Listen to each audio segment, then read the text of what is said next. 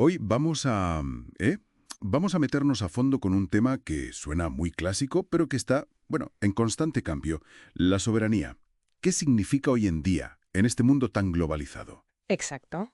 Y para entenderlo mejor, nos basamos en un informe jurídico muy interesante de la Universidad Autónoma del Perú, un trabajo de Brian Kevin Kumba Quispe con la supervisión de la MAG Jessica Armas Llanos. Ujú. La idea es ver cómo se transforma, cómo choca a nivel global, en Sudamérica y, por supuesto, en Perú. Vamos a desgranar las ideas clave de ese informe. Perfecto.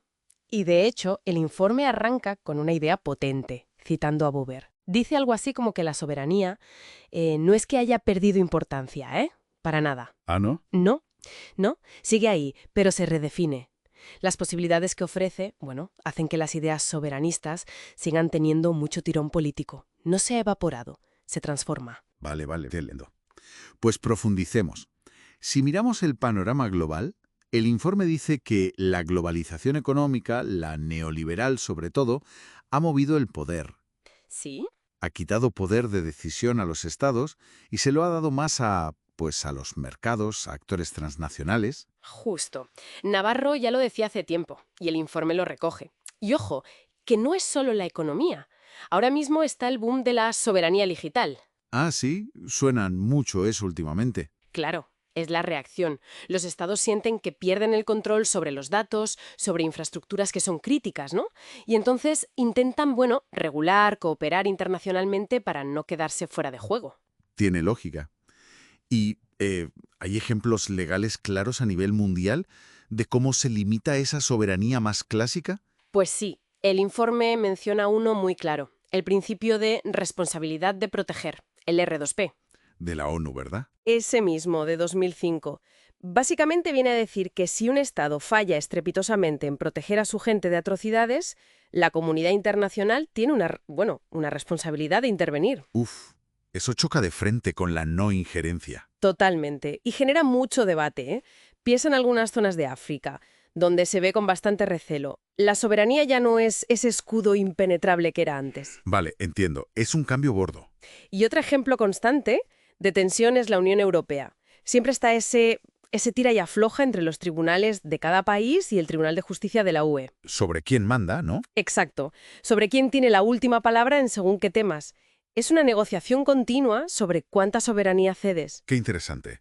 Vale, y si bajamos un poco la escala, a Sudamérica, ¿se nota también esa presión de fuera? Muchísimo. El informe es claro. Las políticas económicas que vienen de fuera, de organismos internacionales, muchas veces limitan la capacidad real de los gobiernos de la región para marcar su propio rumbo. Claro.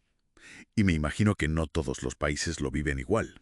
Habrá diferencias. Por supuesto, es muy heterogéneo. El informe subraya las diferencias en la calidad democrática, en la capacidad de cada Estado para reaccionar. La pandemia lo dejó clarísimo, ¿no? Sí, desde luego. Y tienes casos muy concretos. Brasil, por ejemplo. Por un lado, la presión internacional por cómo gestiona la Amazonía. Por otro, defiende a capa y espada su soberanía sobre ese territorio, como dice su constitución. Claro, esa tensión es evidente. ¿Y algún otro caso que muestre una vía distinta? Pues mira, el informe menciona a Ecuador. Es interesante porque han metido en su constitución el concepto de soberanía alimentaria. Soberanía alimentaria. Sí, como un derecho. Es un intento de fortalecer su autonomía, de priorizar la producción local de alimentos frente a la dependencia de los mercados globales. Es otra forma de repensar qué significa ser soberano hoy. Muy interesante esa perspectiva. Vale, y llegamos a Perú. ¿Qué desafíos concretos ve el informe para la soberanía peruana? Pues identifica varios frentes. Por ejemplo, durante la pandemia se cuestionó el uso de los estados de emergencia, ¿Por qué? porque chocaba o parecía chocar con algunos estándares internacionales de derechos humanos. Ahí tienes la tensión, seguridad interna versus legalidad internacional. Entiendo. Y también se habla de los tratados internacionales, ¿no? Mencionabas antes el Acuerdo de Escazú. Justo. Ese debate es un ejemplo perfecto de la pregunta clave.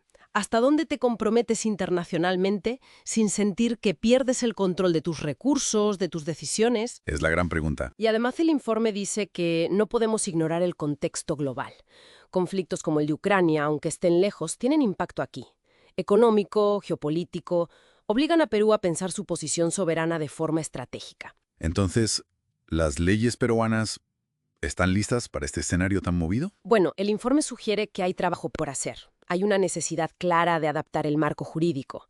La globalización significa que el Estado ya no es el único que corta el bacalao, ¿sabes? Claro. Y mirando al futuro, al 2050, con retos como el cambio climático, la inteligencia artificial, esa adaptación es vital. Y todo esto mientras la Constitución le pide al Estado que defienda la soberanía. Es un equilibrio complicado. Vale. Entonces, si tuviéramos que resumir la conclusión del informe, sería: la soberanía no ha muerto, ni mucho menos, pero está en plena metamorfosis. Totalmente. Sigue siendo una pieza clave, pero se negocia, se redefine cada día. Frente a la economía global, la tecnología, los tratados, las crisis, en América Latina parece que se va hacia modelos más flexibles, buscando cooperar, aunque eso signifique a veces ceder un poco de autonomía.